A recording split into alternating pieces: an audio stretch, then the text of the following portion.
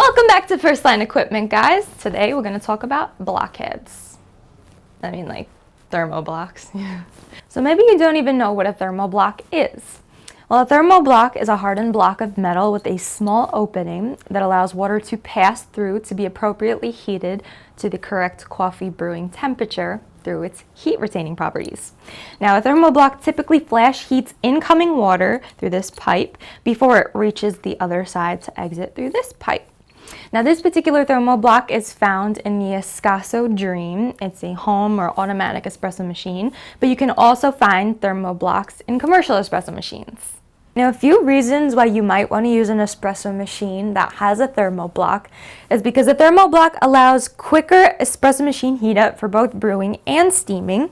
There's consistent water and steam temperatures, and it's energy conserving. Machines with a thermoblock are going to warm up very quickly. It's only about 5 to 10 minutes.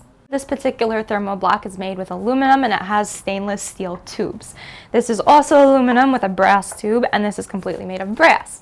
Now, for those thermoblocks that aren't made with stainless steel tubes, they're going to be more susceptible to limescale buildup. A lot of European manufactured thermoblocks are going to have the stainless steel tubes on the inside to prevent the water from touching the aluminum. So a thermoblock does have the potential to have a lot shorter of a lifespan than that of a traditional boiler if it is not taken care of properly. So there's a lot more complex features that are involved with a thermoblock, but the purpose of today's video was just to give you a very brief overview for those of you that have never even heard of a thermoblock and just want to get the idea of what's involved. So as usual, if you have any more questions, please visit our comment box below. Leave us the message. We'll get back to you.